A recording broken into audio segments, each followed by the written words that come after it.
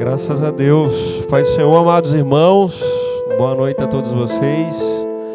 Que bênção a gente poder estar aqui juntos, glorificando. É muito bom louvar a Deus, né?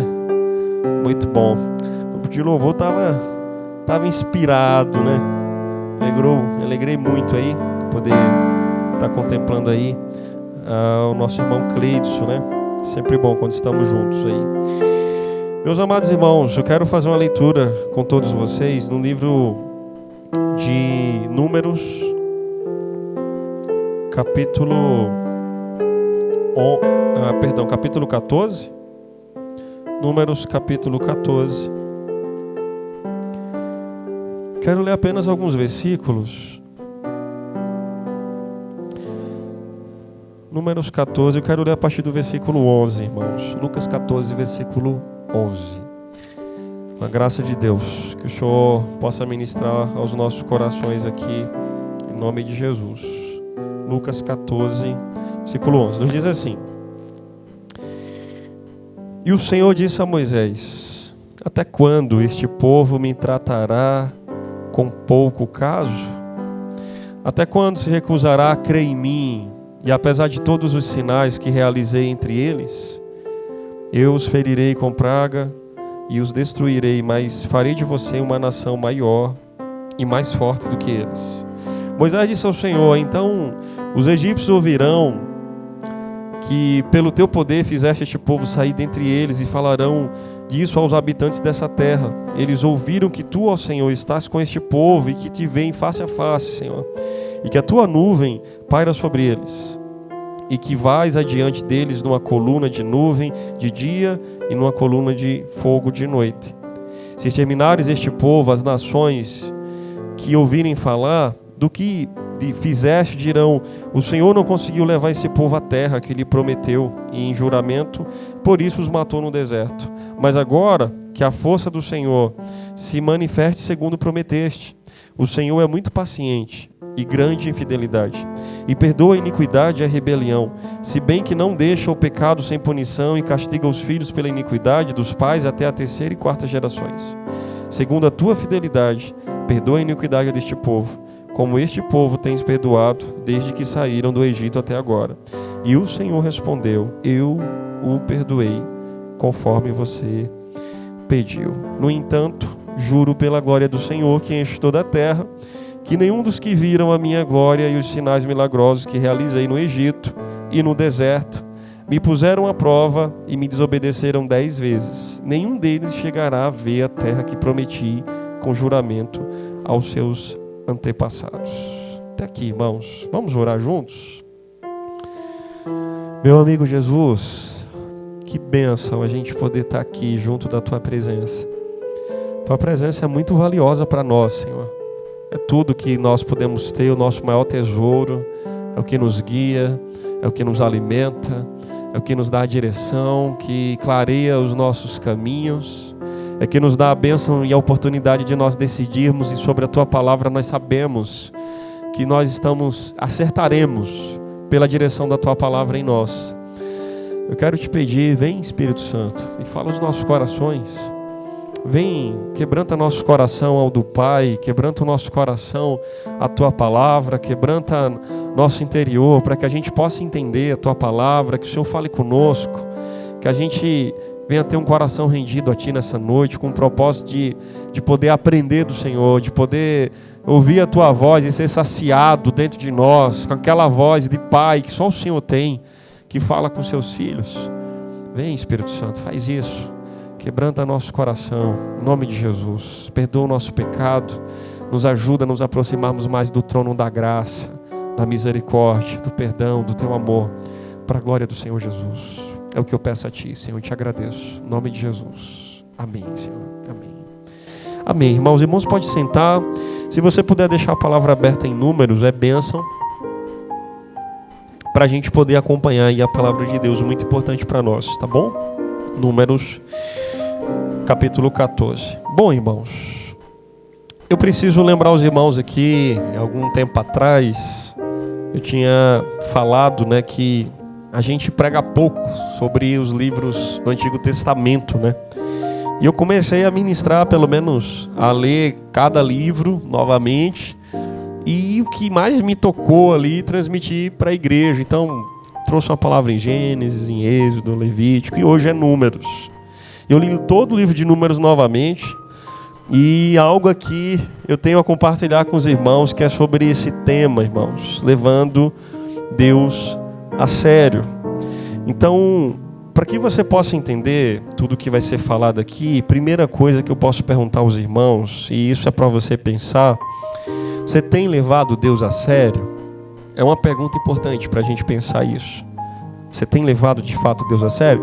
Eu não vou fazer isso porque eu não quero constranger os irmãos, mas como muitos pregadores fazem, se dissesse: olha, levanta a mão, você que leva a Deus a sério. Talvez todos até levantassem.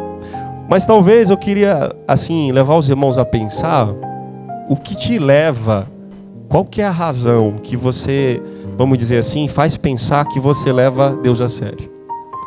O que é que faz você pensar e dizer: nossa, eu levo a Deus a sério pelo quê? Por quê? Aí talvez você responderia assim: irmãos, é porque eu venho para a igreja sábado e domingo. Talvez a resposta de outros seria: porque eu dou o dízimo. Talvez a resposta de outras pessoas seria: eu faço essas duas coisas, mas assim, eu oro de madrugada. Será que tudo isso é levar a Deus a sério? Talvez outras pessoas digam: não, eu guardo os mandamentos. Eu faço tudo isso, mas eu ainda guardo os mandamentos. Talvez para outros seriam outras respostas. Mas o que é que te faz pensar que você leva a Deus a sério? O que é que te faz refletir sobre isso? O que é que me faz levar a seriedade com Deus, ter compromisso com Ele, com a sua palavra? Eu queria que os irmãos pensassem sobre isso, em nome de Jesus, que é o que a gente vai desenvolver aqui ao longo da ministração da palavra. Bom, irmãos, o livro de Números é um livro interessante, né? O próprio nome já diz Números, né? Fala sobre contagens. Eu trouxe aí algumas informações desse livro. O livro de Números é um livro, né, que está entre a Torá, né, a Torá para o judaísmo, o povo de Israel, até hoje. São os 5 primeiros livros da Bíblia, ali representado ali, né, desde Gênesis, né, até Deuteronômio. São esses 5 primeiros da Bíblia, e o Números está entre esses 5 livros, né? Então, um livro muito importante para a fé judaica, para o povo de Israel, para nós também como cristãos. Um livro muito, muito importante. A gente percebe ali que uma data marcante dessa autoria, né, foi Moisés ali, tradicionalmente o autor, e cerca ali de 1400 a 1440 ali antes de Cristo. Se a gente for pensar sobre o conteúdo de todo o livro de Números, irmãos, ele vai falar ali sobre censo militar, vai falar do censo do povo, vai falar do censo dos levitas, ofertas, ou seja, as contagens, né? Instruções para tipos de ofertas, se a gente for pensar. A gente vai ver diversas leis, também alguns preceitos. É um livro que vai falar muito também sobre pureza e santidade, né? Como o livro de Levítico também vai falar muito sobre isso. Tabernáculo também, porque o povo sai da peregrinação ali no deserto do Êxodo, né, do Egito. Eles estão peregrinando próximos ali a Canaã, né? É um período de conquista ali que será. Então eles estão nesse processo aí de peregrinação no deserto. E também é um livro que tem instruções aí para essa ocupação da terra de Canaã. Para você entender um versículo-chave sobre o livro de Números, eu posso dizer assim, abre aí sua Bíblia rapidamente, ou você pode acompanhar ali de repente também, no livro de Números, capítulo 35. Para você entender algo importante para nós, um versículo-chave. Números 35, 34. Números capítulo 35, versículo 34. Olha só o que é que Deus finaliza aqui com o povo, né? Esse capítulo aqui, dizendo ao povo, né? Números capítulo 35, versículo 34. Diz assim, eu estou na NVI, tá, irmãos? Nova versão internacional. Diz assim: não contaminem a terra onde vocês vivem e onde eu habito, pois eu, o Senhor, habito entre os israelitas. Esse versículo aqui, irmãos, é um versículo muito importante, porque todas as coisas que estão entre o acampamento, as diretrizes do livro de Números, por exemplo, ou de outros livros que a gente percebe durante esse tempo, tem tudo a ver com, por exemplo, esse versículo. Qual que era a importância de manter a pureza, a santidade, a integridade de todo o povo? Porque a presença de Deus habitava entre eles. O tabernáculo de Deus se movia na medida que o povo andava, caminhava. Então, ou seja, não contaminem nada onde eu estou presente, porque a presença de Deus, ela é o quê? Santa. Então não podia ter nada que pudesse, vamos dizer assim, sequer se aproximar de corroer alguma coisa em relação a Deus. De interferir ou contaminar pecado, erro, porque a sua santidade não iria testificar isso, né? O pecado não tem como, né? Testificar junto com a santidade de Deus, não vai conciliar. Então, esse é um versículo muito importante, onde está a presença de Deus tem que haver santidade, não pode andar de qualquer jeito e tal. Para você entender a seriedade disso, se você voltar um pouquinho e abrir aí no capítulo 16, voltar um pouquinho, só para você entender, perdão, capítulo 15 de Números, versículo 32, só para você entender a importância da seriedade, da santidade de Deus e por que o povo deveria viver essa pureza. Números capítulo 15, versículo 32, olha só, irmãos, a gravidade do que seria errar, pecar e de não levar Deus a sério. Por exemplo, certo dia, diz assim, quando os israelitas estavam no deserto, encontraram um homem recolhendo lenha no dia de sábado. Aqueles que encontraram, recolheram a lenha, levaram-no a Moisés e Arão e a toda a comunidade, que o prenderam porque não sabiam o que deveriam ser feito com ele. Então presta atenção, um homem que foi colher lenha no sábado, durante o tabernáculo, durante a presença de Deus, na peregrinação, que não poderia ter erros. Então o Senhor disse a Moisés, o homem terá que ser executado. Toda a comunidade o apedrejará fora do acampamento. Assim toda a comunidade o levou para fora do acampamento e o apedrejou até a morte, conforme o Senhor tinha ordenado a Moisés. Simples assim. Não teve outra coisa. Você percebe? Uma pessoa que estava trabalhando no sábado que denegriu o mandamento do Senhor, conforme tinha orientado, e ele foi fazer aquilo ali, e o povo não sabia o que fazer. E agora, vamos fazer o quê? Não, o Senhor falou, bota ele lá para fora e o apedreja e mata ele lá, que o sangue não pode nem ser derramado aqui. Porque a presença de Deus é santa. Aí a gente olha assim, cadê a misericórdia de Deus? Cadê nossa, coitado, morreu só porque transgrediu o sábado? E quando a gente olha para a santidade de Deus e o que Ele fala não tem valor, parece que o nosso pecado é maior do que o que Ele fala. Nossos erros parece que são mais altos do que a santidade de Deus. Percebe a seriedade disso, irmãos? Percebe a necessidade que aqui se tinha e como até hoje de levar as coisas de Deus a sério? Tem uma curiosidade que eu queria compartilhar com os irmãos. Tenho trazido bastante curiosidades. Eu estou um cara muito pesquisador ultimamente, muito sondando muita coisa. Olha que interessante, irmãos. Eu fui pesquisar um pouquinho sobre a Torá, né, entre a fé judaica, era o que eu já sabia, mas eu não sei se os irmãos sabem disso, mas eu quero compartilhar com os irmãos. A Torá, irmãos, entre a Torá para a fé judaica, tem 613 mandamentos, alguns até variam entre eles também, mais do que isso, que também são conhecidos como mitzvot, né? Tem até uma pronunciazinha diferente no judaísmo, mas lendo aqui no portuguesado mesmo, né, para a gente. São um conjunto de leis, preceitos, que segundo o judaísmo constam nos 5 livros de Moisés, ou seja, de Gênesis a Deuteronômio, e esses mandamentos são divididos 613 entre 248 mandamentos positivos, ou seja, coisas que devem ser feitas, o que nós devemos fazer, né? E coisas que nós não devemos fazer, 365, que ou seja, negativo, não pode ser feito 365 coisas, preceitos de Deus entre a Torá, de Gênesis a Deuteronômio. Vocês, os irmãos, sabiam disso, mas são os preceitos ali entre a Torá que todo judeu. Aí eu até trouxe alguns aqui, irmãos, listei os 613, dei uma olhadinha em vários, interessante, muito interessante, que de fato é bíblico, né?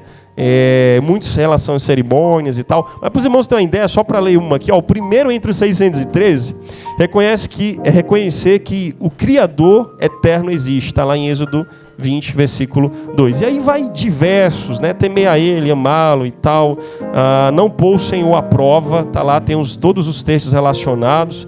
Aí, por exemplo, lá no meio, para os 300 lá, né? Aí tem outros preceitos, né? De construir o templo, não construir altar de pedras talhadas em metal, enfim, várias questões aí. Lá nos finalmente, lá dos 613, por exemplo, olha que interessante, né? Aqui, por exemplo, não vender uma escrava, por exemplo, né? Guarde as leis da mulher cativa, outros preceitos. Então, 613 preceitos, irmãos. Interessante, muito interessante, que eles levam até hoje o pé da letra, essas regras, os mandamentos, os preceitos de Deus, né, entre a fé ali judaica. Mas a pergunta que eu quero fazer para os irmãos, para a gente meditar nessa importância de nós levarmos Deus a sério, é exatamente essa. Quais são os obstáculos que impedem, irmãos, de nós levarmos a Deus a sério? Qual tem sido o seu obstáculo de levar a Deus, se comprometer com a sua palavra, com a fé, de obedecer? O que é que tem atrapalhado você em relação a levar a Deus a sério? Eu quero compartilhar com os irmãos aqui pelo menos 4 lições importantes sobre isso. E a primeira delas, se a gente for perceber, irmãos, está lá em Números 14, baseado... Se a gente for ver Números 14, é um processo daqui da revolta do povo. Cheio de problemas, irmãos, número 14. Revolta do povo, vai ter o castigo do povo, porque Deus vai determinar ali uma sentença para eles, né? Então vai ser entre isso, revolta e castigo, consequência. Né? E misericórdia e graça também, porque a gente percebe que Deus está poupando o povo, porque acabariam com eles imediatamente, se não fosse a intercessão de Moisés. Então vem juízo, mas está vindo misericórdia e graça, para não terminar com tudo que Deus tinha proferido àquele povo. Mas a primeira lição que eu quero compartilhar com os irmãos, coisas que atrapalham a gente a levar Deus a sério, irmãos, a primeira coisa seria preocupações desnecessárias. Se você observar no capítulo 14, o chave aqui é o versículo 3 de Números 14. Mas eu quero ler um pouquinho antes, só para a gente contextualizar, para os irmãos entenderem. Diz assim, 14, versículo 1. Naquela noite, toda a comunidade começou a chorar em alta voz. Todos os israelitas queixaram-se contra Moisés e contra Arão, e toda a comunidade lhe disse: quem dera tivéssemos morrido no Egito, ou neste deserto, porque o Senhor está nos trazendo para esta terra, só para nos deixar cair a espada? Nossas mulheres, nossos filhos serão tomados pelo despojo da guerra. E não seria melhor voltar para o Egito? E disseram uns aos outros: escolheremos um chefe e voltaremos para o Egito. Olha que negócio, irmãos. Para os irmãos entenderem. Praticamente eles estavam revoltados mais uma vez, entre tantas. Até o texto que eu li logo no início falou que desde a saída do Egito eles estavam reclamando. Aí chega aqui mais uma revolta do povo. Aí eles se queixam com Moisés, com Arão, e Deus vendo essa cena. E eles chegam a um ponto de reclamações e questionamentos e dizem assim: olha, vamos eleger outro chefe, outro líder, ou seja, outro Moisés, e a gente vai voltar, independente do que Moisés e Arão estão falando, sendo que o que Moisés e Arão falavam era o que? Da parte de Deus, da parte do Senhor. Então a gente não quer saber disso, a gente quer eleger uma pessoa e que a gente vai tomar as nossas diretrizes e vamos fazer o que a gente pensa, vamos fazer o que a gente quer. E quando eu olho para isso aqui, por que preocupações desnecessárias, irmãos? Porque eles estavam preocupados. Tem algo muito interessante, eu queria que você prestasse muita atenção a isso, é muito importante para nós. Irmãos, as preocupações atrapalham a nossa fé. É isso que eu quero que você entenda. As preocupações, e principalmente quando elas são desnecessárias, elas atrapalham a nossa fé. Atrapalham o nosso compromisso com Deus, atrapalha a obediência com Deus, atrapalha coisas que nós faríamos normalmente, mas a gente começa a se preocupar. Começa a preocupar. O versículo-chave aqui, irmãos, é o versículo 3, de Números 14. Que você vai ver, eles vão dizer assim: por que o Senhor está nos trazendo para essa terra só para nos deixar cair a espada? Ou seja, eles estavam preocupados com a guerra. Eles iam ter enfrentamentos ali adiante para conquistar a terra de Canaã, né, ali as margens de Jericó e tal. Começa ali a conquista pela Canaã, sendo que eles estavam preocupados. Será que a gente vai vencer? Cadê a fé? Será que Deus é suficiente para derrubar e acabar e trazer de volta ali a conquista da terra que Ele prometeu a Abraão, Isaac, Jacó e a sua descendência? Será que a gente vai vencer esses guerreiros, essas nações, esses reinos? Consegue perceber, irmão? A primeira preocupação deles foram exatamente a questão da guerra. Ou seja, a fé parece que esmurece na hora e a preocupação ela reina no coração. Um outro ponto que a gente vê de preocupação, ele diz assim: olha, nossas mulheres, nossos filhos serão tomados como despojo na guerra. Será que Deus não os livraria e não os guardaria se Ele já primeiro tinha prometido a Abraão, desde Gênesis 12, Isaac, Jacó e as descendências, tirou o povo do Egito para nada? Será que Deus faria algo nesse ponto para que isso não acontecesse? Será que Deus não guardaria, não livraria o seu povo como livrou de outras vezes? Você consegue perceber, irmãos, que como é que eu vou levar Deus a sério se a preocupação, ela toma conta do meu ser, ao ponto que a minha fé, ela se desfaz. Eu não consigo, parece que eu nem enxergo quem Deus é. Parece que eu nem enxergo o que Ele é capaz. Parece que eu não sou, a minha fé, ela não, é como se ela fosse nesse momento cega. Ela não consegue olhar para o que Deus fez, por exemplo. Era muito simples, era só Ele lembrar das pragas do povo, que é o mesmo povo que está aqui ainda, uns 40 anos ali. Era só eles lembrarem, por exemplo, do mar se abrindo. Aquilo ali era suficiente para a gente poder firmar uma fé legal, lembrar disso. Mas, irmãos, não foi assim. As preocupações atrapalham a gente em relação à seriedade com Deus. A gente começa a ficar preocupado demais e começa a distanciar daquilo que o Senhor fala para nós. Começa a arrumar meios e formas, porque a gente está pensando, né, de uma maneira que parece que sou eu que estou fazendo e não Deus que está fazendo. Irmãos, preocupações não ajudam a gente levar Deus a sério. Não ajuda a gente no compromisso com o Senhor. Se eu estivesse aqui preocupado com um monte de coisa, eu não conseguiria nem pregar, irmãos. Não conseguiria nem estar falando com vocês. Porque as minhas preocupações iam me corroer por dentro. O pessoal do louvor que estiver cheio de preocupação não vai conseguir louvar Deus legal. Pessoal que está na igreja, que congrega, quem estiver fazendo o que for, a gente não vai conseguir fazer, porque as preocupações irão sempre nos atrapalhar, irmãos. É uma ótima distração, né, em relação às pessoas que se perdem, né, num sinal de ser algo ruim mesmo, irmãos. Preocupações que não precisam quando Deus está reinando e se a gente tiver uma fé concentrada no Senhor. Isso não ajuda. As preocupações nunca ajudarão a gente em relação a esse compromisso com o Senhor, irmãos. Pode observar, irmãos, que nessa parte desses versículos, né, a guerra era mais o foco principal e a própria família do que tudo que Deus tinha falado. Parece que acabou. Esqueceram de tudo. Não lembram mais de nada. As preocupações o tomaram e fizeram com que eles esquecessem ali de tudo que Deus falou. E vêm as preocupações de tudo, irmãos. De tudo. Ou seja, irmãos, eu posso dizer aos irmãos o seguinte: se a gente não guardar nosso coração e a gente não cuidar para que a nossa fé possa estar ali alicerçada na palavra de Deus, a gente vai se perder em meio a tudo isso. E a gente vai deixar de fazer muita coisa, de congregar, de obedecer, de leitura, de práticas espirituais, porque a gente está tomado pelas nossas preocupações. E a gente bem sabe que preocupação não leva a gente muita coisa, porque não resolve, não ajuda, né?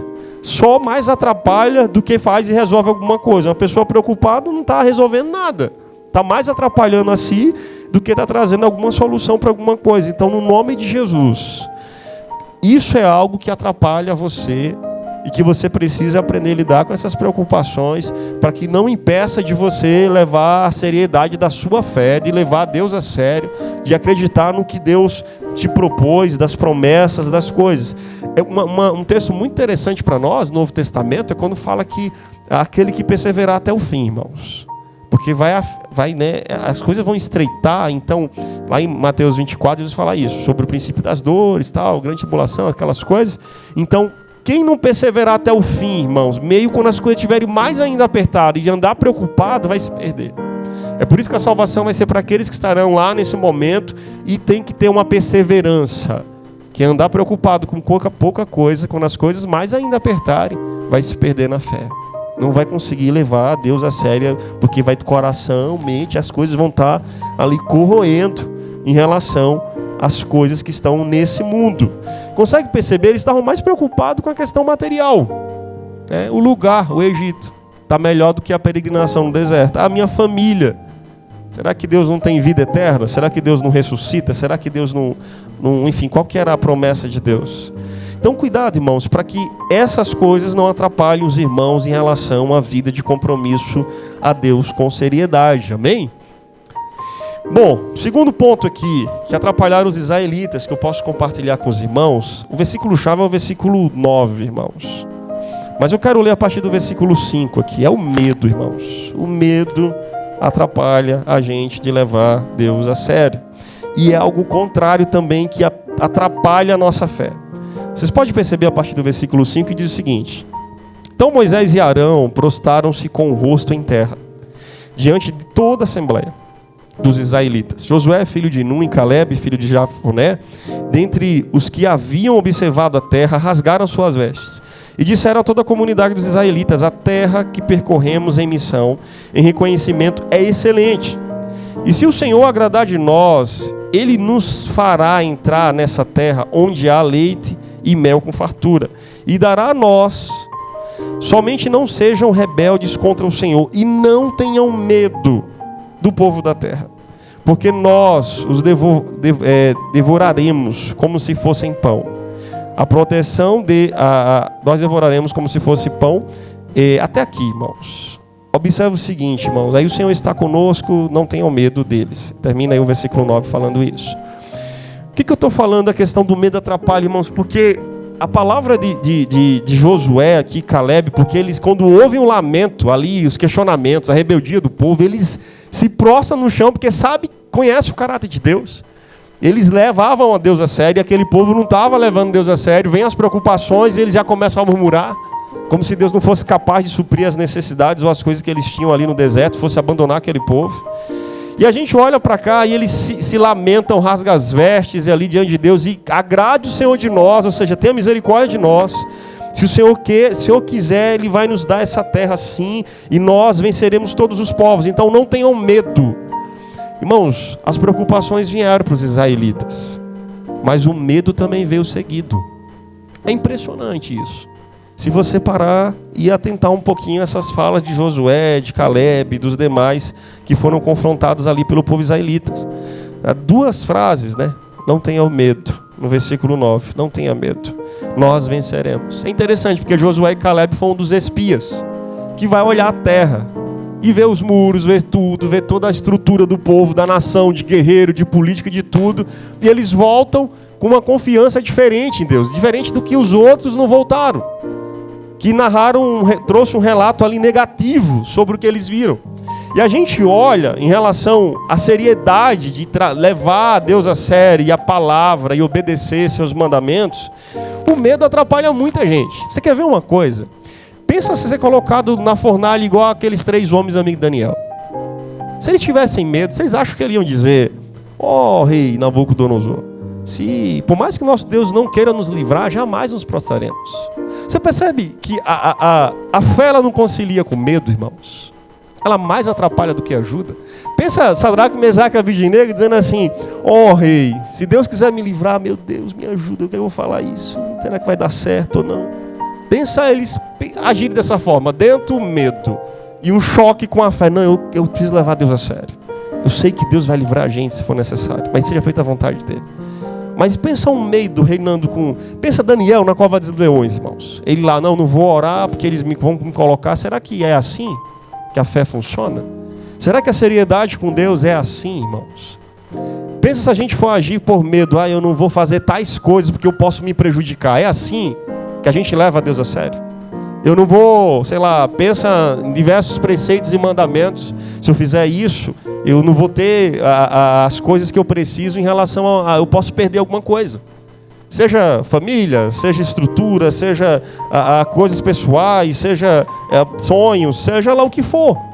Irmãos, o medo sempre vai atrapalhar a fé. Isso é uma verdade. O medo sempre vai atrapalhar a fé. E a Bíblia fala muito, não tenham medo. A gente já falou aqui numa série de pregações ano passado sobre o medo.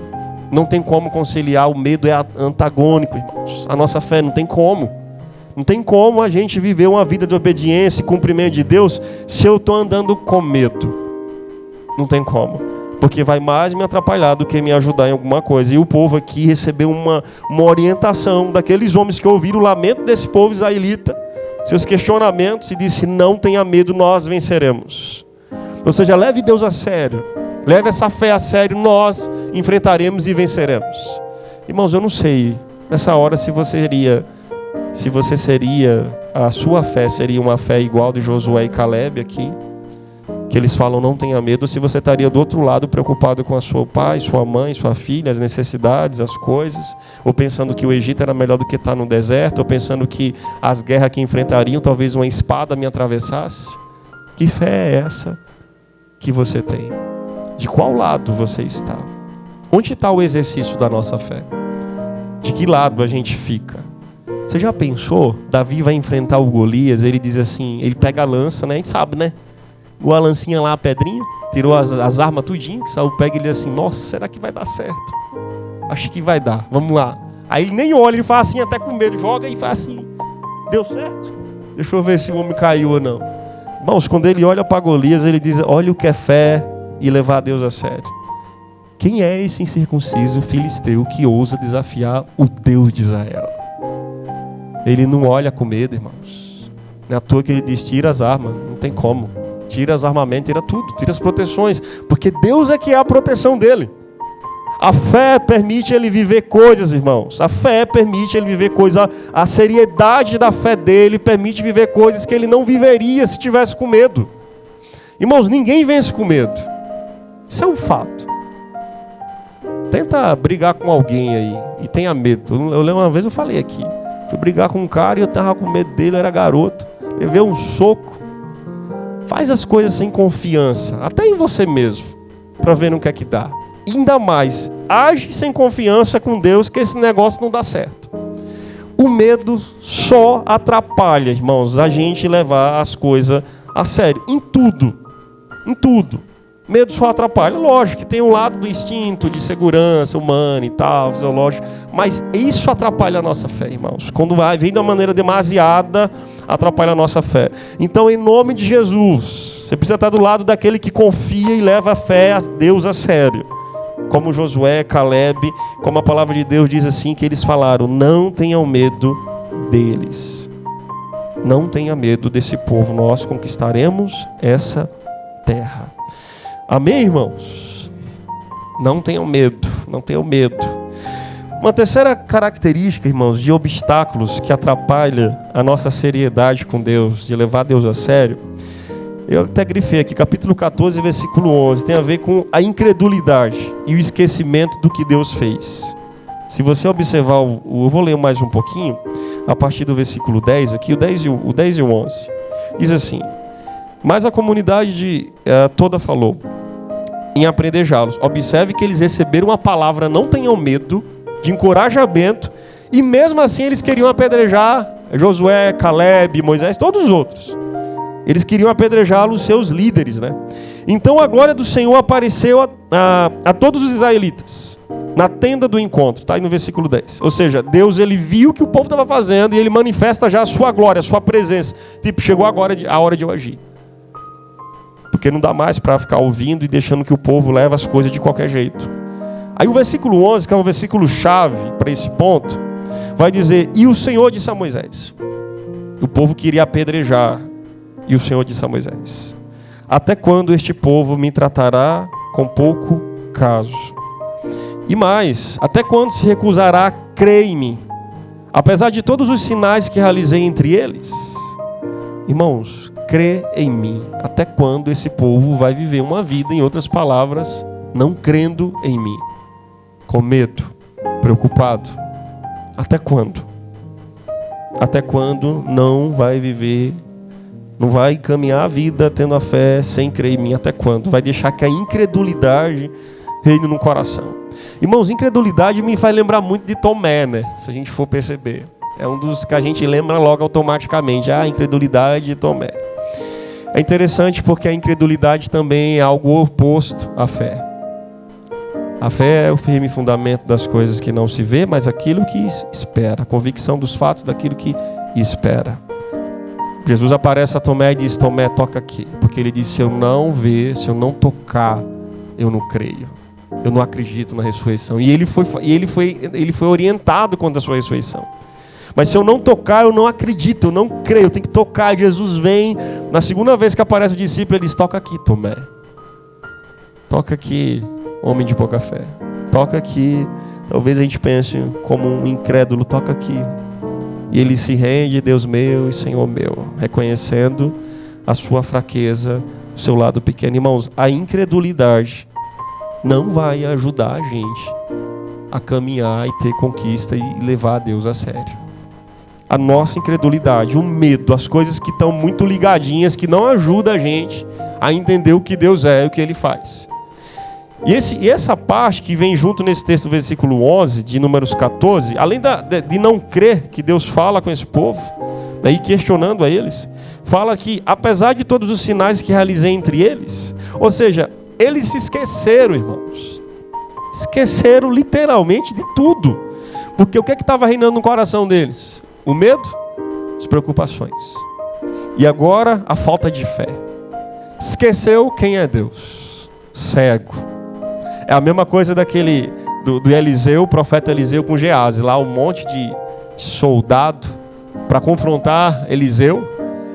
Aí Eliseu disse: Senhor, o cara com medo, o seu servo Geazi com medo, ele disse: Senhor, abre os olhos desse menino, para ele poder contemplar ali o que está ao nosso redor aqui.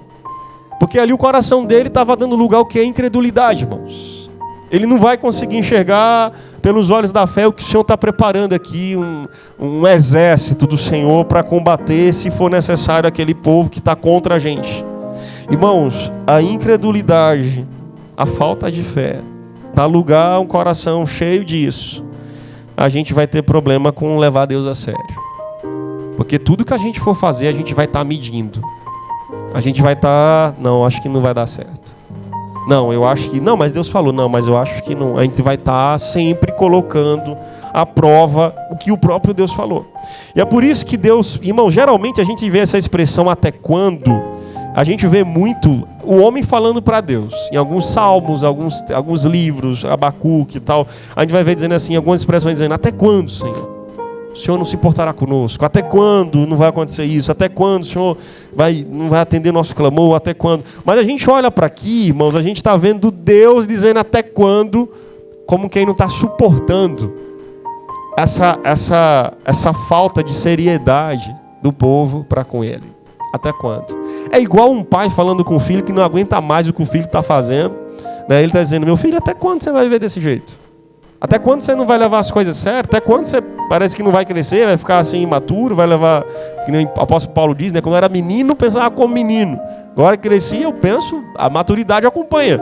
Eu penso com seriedade sobre as coisas sérias do Senhor, sobre sua palavra. Então até quando você vai estar vivendo desse jeito?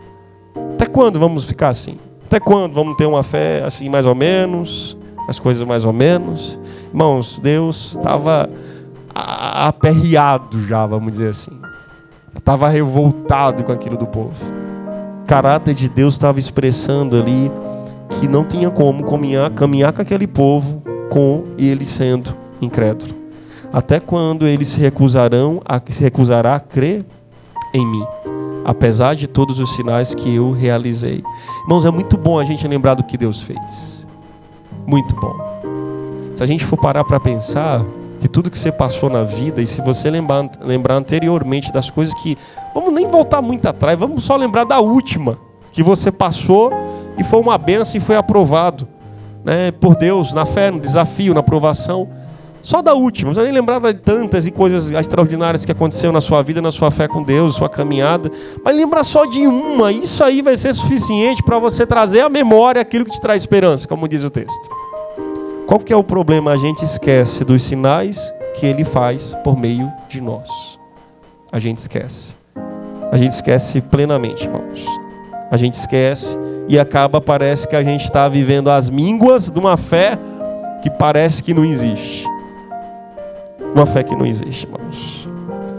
Eu queria que os irmãos entendessem a incredulidade e o esquecimento do que Deus faz, irmãos, do que Deus é, acaba atrapalhando a gente com levar a Deus de maneira séria, a sua palavra de maneira séria. Era o que estava acontecendo com o povo. Esqueceu, parou de crer, creu até lá, aliás, até atrás não estava crendo, e tem tão pouco agora. A gente não pode, irmãos, a Bíblia nos ensina a gente viver pela fé. A palavra de Deus diz que o justo viverá pela fé. A palavra de Deus não diz que o justo viverá pelas circunstâncias, pelos obstáculos, pelos muros, pelas coisas que surgem até nós.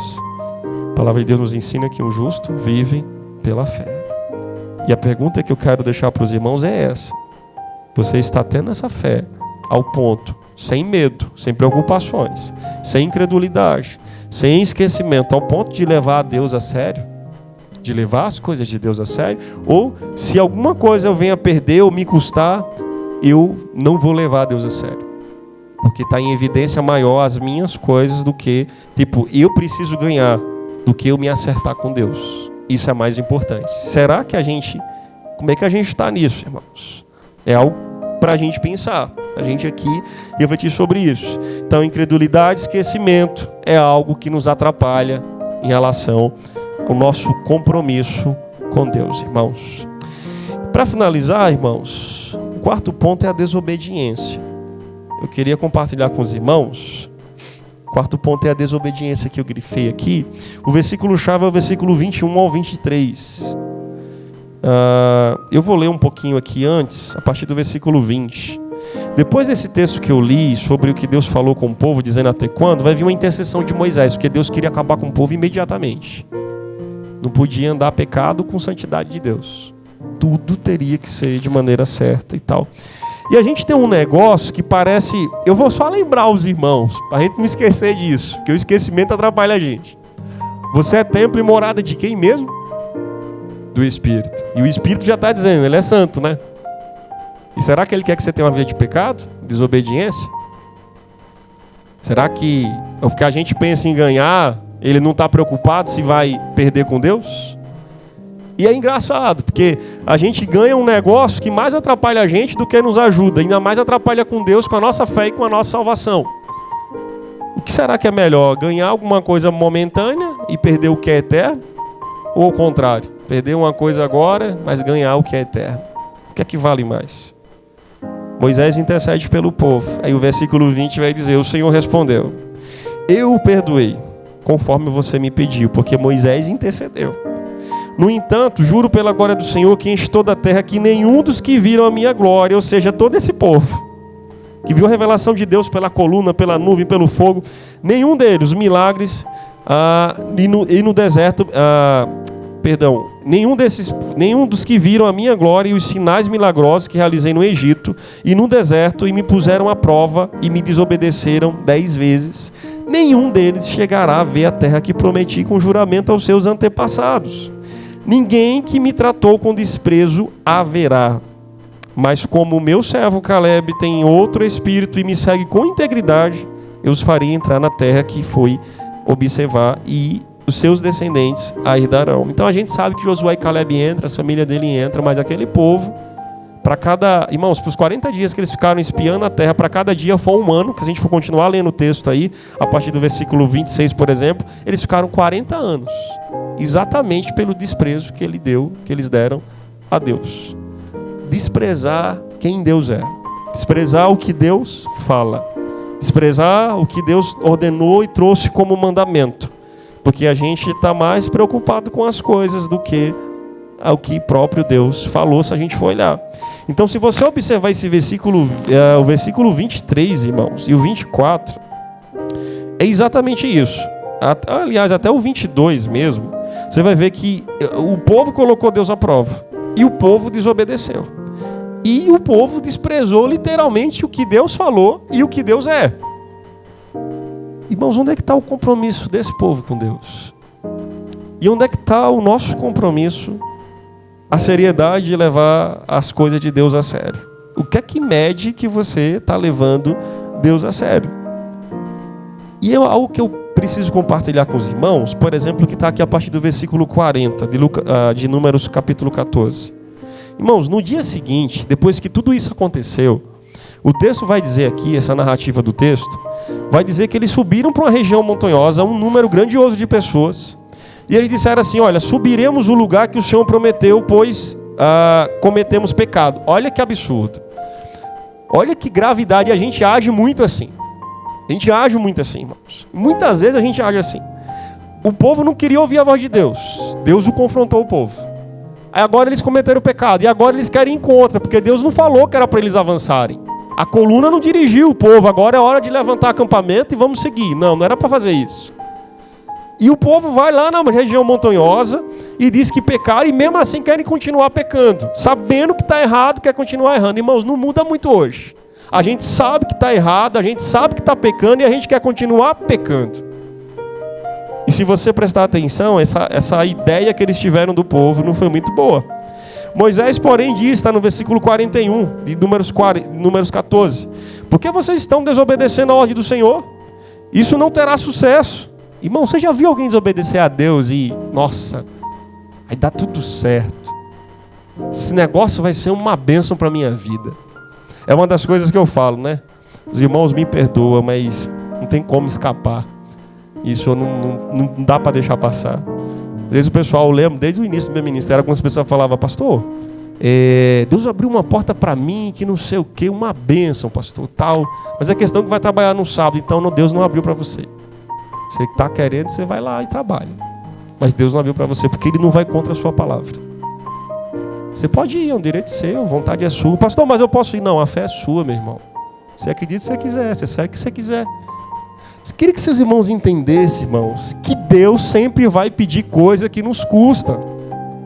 Porque senão, para que ter fé em quê, irmãos? Ele vai pedir coisas que você tem sonho, Ele vai pedir coisas a você, por isso que a sua palavra, que se você não entender, é algo que pesa. Deus vai pedir coisas para provar se você o leva a sério ou não. Mas não é porque ele não sabe, é porque Ele já sabe, mas para provar a você que você não foi nem capaz de obedecer o que Ele pediu. Irmãos, se você não é capaz de fazer o mínimo, você não vai ser capaz de fazer o que é maior. Isso é lógico. Eu vou te dar um exemplo bem básico, irmão. E é algo que a gente vive. Eu falo coisas que a gente vive aqui. A gente for aplicar. Se você não é capaz de cultuar um domingo à noite, se você não é capaz de estudar a palavra de Deus, se você não é capaz de ir em casa, abrir as escrituras e meditar, se você não é capaz de fazer um jejum, coisa desse tipo, irmão, isso é o mínimo para a nossa fé, não é nem para Deus, é para mim. Se eu não sou capaz de fazer essas coisas, então o que é que diz que eu estou levando Deus a sério? Irmãos, o que é que vai garantir, medir que eu estou levando Deus a sério, se nem o mínimo do mínimo eu estou fazendo? Eu queria que vocês prestassem atenção, irmãos. Essa invenção do povo aqui de querer rebelar contra Deus, Moisés falou que não tinha sucesso, mas eles foram. O que aconteceu foi o seguinte, versículo 42, não subam porque o Senhor não está com vocês. Toda vez que a gente desobedecer, o Senhor não está conosco. Eu queria que vocês guardassem isso assim, irmão, no coração, na mente, que vocês imaginarem, guarda isso. Desobedeceu, Deus não está comigo. É isso, irmãos, isso. Deus tem misericórdia, mas Ele não vai junto do pecado. Você pode até pecar, se arrepender depois no caminho, vem consequência, mas Deus não está comigo. Desobedeceu, eu estou caminhando só. Deus não está comigo. E a gente tem uma ilusão, é igual o povo que está na rua sem Deus, e a gente prega ou fala alguma coisa, a gente tem uma ilusão de dizer assim, não, eu sigo a Deus, eu vou para a igreja todo domingo, eu faço isso, faço aquilo. A questão é se eu estou obedecendo. Esse é o X da questão. Então se eu não obedeço, se eu não sei nem o que é isso aqui, o que é para obedecer, irmão, aqueles 613 mandamentos ali, você não tem ideia do quanto judeu aquilo. Tem coisas que estão ali que eles fazem prática ritualmente ali, diário. 2 vezes eles lêem alguns textos que é chamado de Shema, Deuteronômio 6, eles lêem aquilo ali na íntegra. Irmão, eu queria que você pensasse no seguinte, isso é muito importante para a sua vida, porque de repente você está fazendo algo que desobedece a Deus e você acha que Deus está tudo certo. Um Deus que não poupou uma pessoa, que trabalhou no sábado, diante da sua presença no acampamento, aí Ele vai poupar a nós, por causa da graça do Cristo. Lá também não tinha graça no Antigo Testamento. Deus só tem graça a partir do Novo. Será que é isso, irmãos? Deus sempre vai pedir coisa que nos custa, não tenha dúvida. Deus pediu minha casa, Deus pediu minha cidade, Deus pediu meus parentes, meus pais, Deus pediu um trabalho que eu tinha, Deus pediu tudo. Sendo que tudo que eu tenho hoje não se compara com o que foi lá atrás. Só um exemplo, irmãos, além das coisas espirituais e que Deus construiu na minha vida, eu tinha um Unozinho quando eu casei em 94, já coloquei para os irmãos, hoje o meu Unozinho é maior um pouquinho. Graças a Deus, vale a pena seguir o Senhor. Tudo que eu tinha, irmão, não se compara. Ou seja, é um que não está preocupado com o que a gente tem, as preocupações de guerra, de família, igual eles estiveram aqui. A gente está preocupado. A questão é, obedece ou não obedece? Mas Senhor, não sei o quê. Não, eu quero saber se você vai obedecer ou não. Estou te colocando à prova, você vai obedecer ou não? Não pode comer do fruto. Aí, Abraão, me dá o teu Isaac. Sempre vai ter isso, irmãos. Deus vai te pedir o que te custa. Eles foram avisados, e no versículo 43, os amalequitas e os cananeus os enfrentarão ali, Moisés falou, e vocês cairão a espada. O que eles não queriam aconteceu. A gente vai ser colocado em guerra, o povo vai levar a gente, nossos filhos, nossas coisas. eles foram para fazer o que Deus não aprovou. A presença de Deus não estava com ele. E Moisés, o texto vai dizer assim, no final do versículo 43, visto que deixaram de seguir o Senhor, ele não estará com vocês. Guarda isso, quem deixa de seguir o Senhor, pura misericórdia e graça. Deus não compactua com o pecado, irmãos. Não sei que Deus é esse, que a gente pensa que está com todo mundo e é todo de todos, essa hipergraça. Deus é de tudo, Deus é de todos. Deus compactua com tudo, com coisas ilícitas, coisas imorais, Deus é tudo isso. Deus não estará com vocês, visto que deixaram de seguir o Senhor. E deixar de seguir o Senhor é deixar de seguir a sua palavra. E o 44 diz, apesar disso, mesmo ouvindo tudo isso, irmãos, eles subiram desafiadoramente, o texto vai dizer, ao alto da região montanhosa, mas nem Moisés nem a arca da aliança do Senhor saíram do acampamento. Guarda isso, o líder não estava junto, coisas desunidas. O líder não estava junto, a arca da aliança que representava a presença de Deus também não foi junto para o que eles queriam fazer, depois dos erros das coisas que fizeram. Aí o 45 finaliza dizendo, então os amalequitas e os cananeus que lá viviam desceram, derrotaram-no e os perseguiram até Ormá. Pronto. Tudo que eles não queriam aconteceram. Porque eles fizeram o que deram na cabeça, né? E não do que estava no coração de obedecer ao Senhor. Independente de qualquer coisa. Irmãos, eu pergunto aos irmãos, com muita humildade, se for para você perder alguma coisa hoje, e entre eu perder e obedecer a Deus, a questão é, eu vou perder, ou eu vou ganhar, ou eu vou obedecer, ou eu vou desobedecer? O que é que você ganha desobedecendo a Deus e a sua palavra, deixando de levar Deus a sério, seu compromisso, sua fé? E o que é que eu ganho obedecendo a Deus? Sendo que a questão não é ganhar, irmãos, seja com Deus ou ganhar do outro lado, deixando.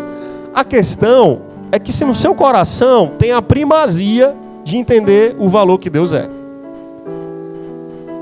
E eu finalizo aqui, irmãos, dizendo o seguinte, uma frase que me chama a atenção. O que está faltando para você levar a Deus a sério? E uma outra frase que é intrigante também. Quando você vai levar a Deus a sério? Pastor, eu levo Deus a sério. Será, irmãos? Será que a gente leva Deus a sério mesmo? Quando a gente está sendo provado de coisas que a gente ama e gosta, e quer, e precisa. Aí tem um texto final aqui, João 14, 21, que diz, quem tem os meus mandamentos e lhes obedece, esse é o que me ama. E aquele que me ama também será o quê? Amado pelo Pai, por meu Pai. E eu também o amarei e me revelarei a Ele. Percebe, irmãos? Obedecer por amor, não por obrigação.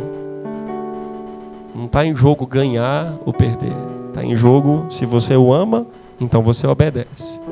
Pá, eu vou para a igreja domingo, eu faço isso, pelo amor de Deus. Se você não obedece, não tem Deus, não vem com essa história. Está pecador, e se não estiver no caminho, a palavra de Deus já diz, não está junto, irmãos. É graça e misericórdia.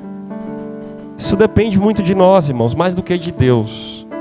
Depende muito de nós. É igual os dois ladrões na cruz. Um se rende à graça e o outro não. Porque tem a ver com aquilo que a gente quer, com aquilo que a gente enxerga, com aquilo que a gente se dispõe. E eu digo aos irmãos, com muita humildade, irmãos, no coração eu falo isso para os irmãos. Com certeza tem coisas dentro de nós, que a gente precisa levar Deus mais a sério. É muito comum, irmãos, a gente se perder, é muito comum a gente caminhar por algo e de repente a gente levou muitas coisas, vai acabando levando tudo para o automático, tudo para a rotina. É uma escola bíblica que eu venho, estudo um pouquinho antes e a gente lê aqui. É algo que eu faço aqui mais ou menos. É um culto que eu venho porque é um domingo, eu estou fazendo nada em casa. Vai muito além do que isso, irmãos. Todas as respostas que eu falei lá no início, que talvez seria a sua resposta ou a minha resposta, pode ter certeza, se a gente for olhar, irmãos, o que Deus espera só de nós é um coração obediente. Um coração onde há temor. É por isso que Caleb e Josué vai. e os outros não vão. Os outros ficam, perecem no caminho. E eu não li muito texto aqui, até por causa da hora também, mas se você for olhar, irmãos, é um negócio meio assustador, parece filme de terror. Ali, Deus falando que os corpos deles ficarão alentos e não sei o quê, e os bichos comerão, um negócio assim terrível. Mas a gente acha que Deus não faz nada disso conosco, né? Por causa de Jesus, como se Jesus não existisse antes de tudo, de todas as coisas, como foi colocado aqui em Colossenses. Eu queria que os irmãos pensassem muito nisso, irmãos. Que ponto eu levo Deus a sério? Até que ponto a seriedade de Deus eu cumpro? E lembrando de uma frase muito boa para nós, né? Que a gente já falou aqui algumas vezes, algumas pessoas. Deus tem compromisso com quem tem compromisso com Ele. Deus tem compromisso com quem tem compromisso com Ele. Deus não tem compromisso com cananeu, irmãos, com filisteu, amorreus, jabuseus. Deus tem compromisso com o seu povo, com quem tem uma aliança. E a aliança são duas partes. É igual o casamento. Ontem foi um casamento. Tem que ter duas partes, dois sim. Não pode ter só um lado. Se houver só um lado, tem coisa errada. Eu não tenho, já está desfazendo. Aí alguns vão dizer assim, foi Deus continua sendo Deus. Sim, continua, mas se você sai da aliança, você rompeu a aliança, não tem mais compromisso de Deus. Porque você que deixou, não foi Deus que deixou. Deus, ele não muda, é fiel, é íntegro, tudo que faz. Mas na medida que o povo não cumpriu o que Deus colocou, ele diz assim, vamos acabar com esse povo. Vou usar só você, Moisés. Eu farei de ti uma grande nação novamente. Deus tem misericórdia, irmãos, mas Deus não compactua com erro. Deus não compactua com pecado. A santidade de Deus não conversa com o nosso pecado. E eu quero dizer isso a muitos irmãos. Irmãos, reflete sobre isso, é muito importante para nós. De repente você pode estar achando que está cheio de Deus, mas está faltando avaliar um pouquinho essa questão do compromisso com Ele, com a sua palavra, de amá-lo incondicionalmente. É muito importante para nós. Que Deus abençoe sua vida em nome de Jesus.